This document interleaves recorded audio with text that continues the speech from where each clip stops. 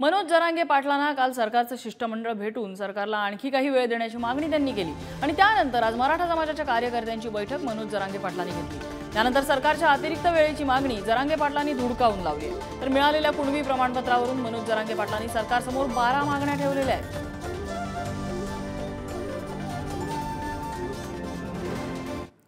जरांगे पाटील यांनी नेमक्या काय काय मागण्या केलेल्या आहेत आपण बघूया।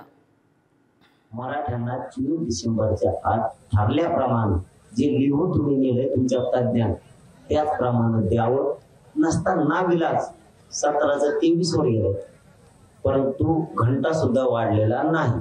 हे मराठा समाजाने समजून घेणं गरजेचं आहे।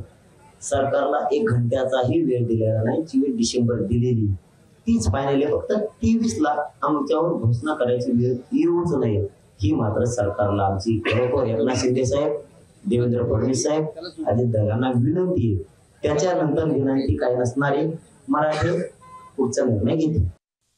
ज्या नोंदी सापडल्यात, आपला क्रमांकाचा एक मुद्दा आपल्या ज्या नोंदी सापडल्यात, आज सरकारला या बैठकीच्या माध्यमातून आम्ही जाहीर सांगतो, ज्या नोंदी सापडल्यात त्यांना सगळ्यांना तात्काळ प्रमाणपत्र द्या। काही द्यायचे थांबवले तास आमच्या कानावर आहे। आजच्या बैठकीच्या माध्यमातून पहिली मागणी, ज्या नोंदी सापडल्यात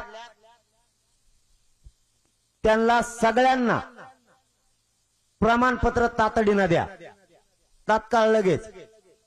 ज्यांच्या नोंदी सापडल्यात त्यांना माहित नसेल एका दिवशी माझी नोंद सापडली का नाही, ज्याची नोंद सापडली त्याच्या घरी तुमच्या गावचा अधिकारी, तलाठी, ग्रामसेवक पाठवा, त्याला सांगा तुझी नोंद आहे, प्रमाणपत्र घेऊन जा।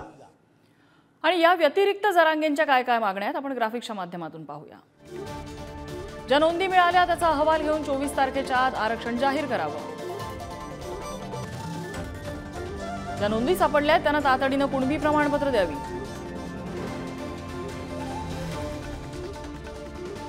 एका नोंदीवर सर्व कुटुंब, भाऊबंद, रक्ताच्या नातेवाईक यांना कुणबी प्रमाणपत्र द्या। शिंदे समितीने 24 डिसेंबर नंतरही नोंदी शोधण्याचं काम सुरू ठेवावं। मराठा आरक्षणाचा कायदा पारित केला तरी कुणबी नोंदी कायम ठेवाव्या। मराठा आंदोलकांवरील सर्व गुन्हे मागे घ्यावे।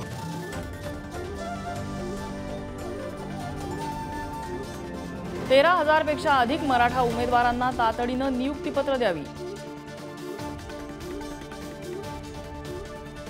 मराठा आरक्षण मिळेपर्यंत नोकर भरती नको।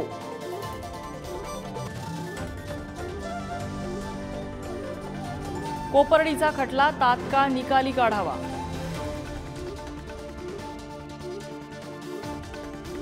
पुरातत्व खात्याकडील कुणबी नोंदींचे सर्व पुरावे महसूल विभागाकडे वर्ग करावे।